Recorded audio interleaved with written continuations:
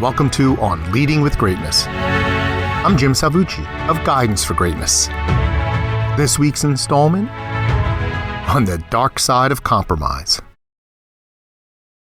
Sometimes my burden seems more than I can bear. It's not dark yet, but it's getting there. Bob Dylan. Leadership is pretty simple in concept. Expressible is what I call the 4 C's. Those 4 cornerstones that are indispensable for effective leadership: character, communication, compromise, and collaboration. I wrote about the 4 C's back in December of 2022, and I urge you to check that out. Today I want to focus on just one of the 4 C's, the one that is a bit of a double-edged sword: compromise.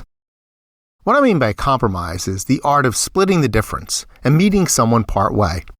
Compromise, in this sense, is always transactional, a give and take, and, at its best, requires sacrifice on both sides to serve a greater cause.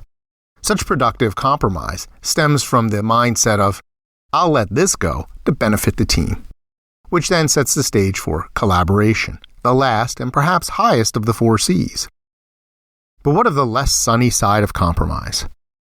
Compromise can evoke more destructive connotations, for instance, discredit, as in compromised data, deterioration, as in a compromised structure, or even corruption, as in a compromised politician.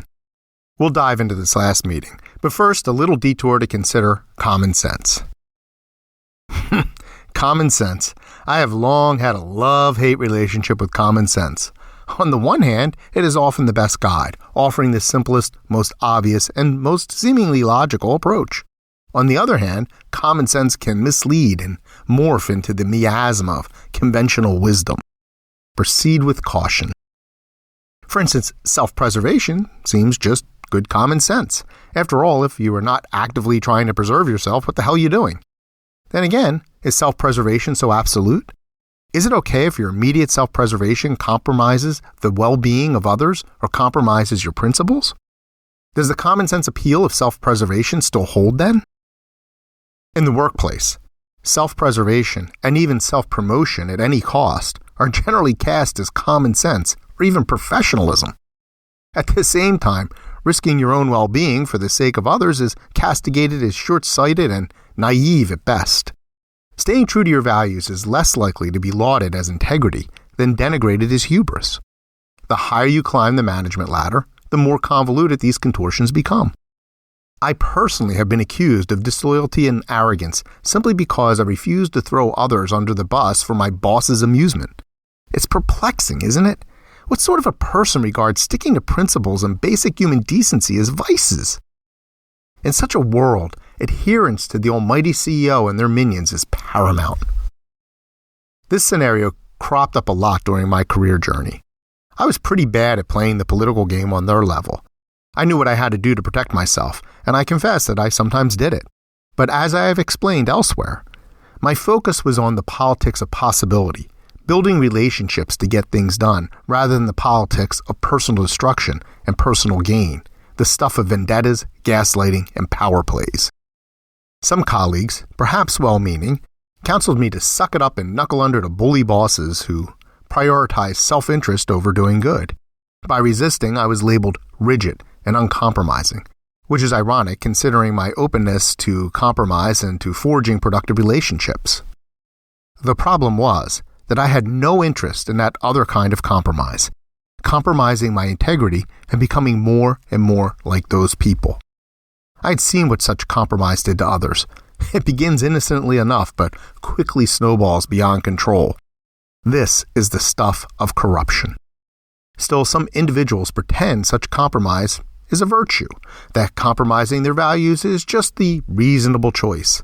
What they overlook is that the bad actors they give into are merely pretending to compromise and never make any actual concessions.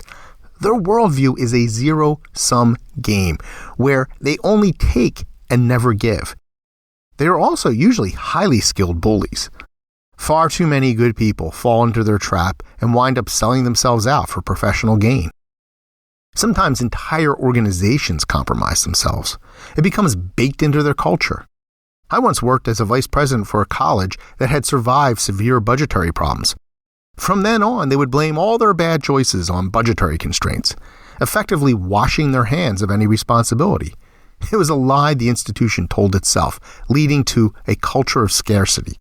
Worse still, this lie, this budgetary boogeyman, became their excuse for all sorts of questionable actions. Want to keep salaries low? Budget problems.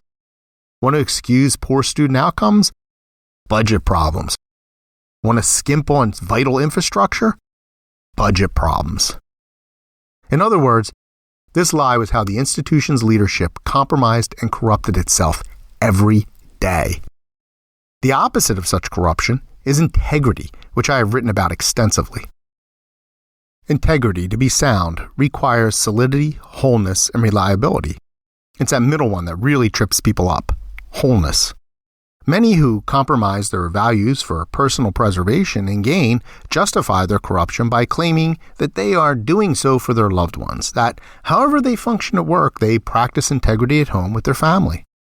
But can you truly have integrity in one part of your life and not another?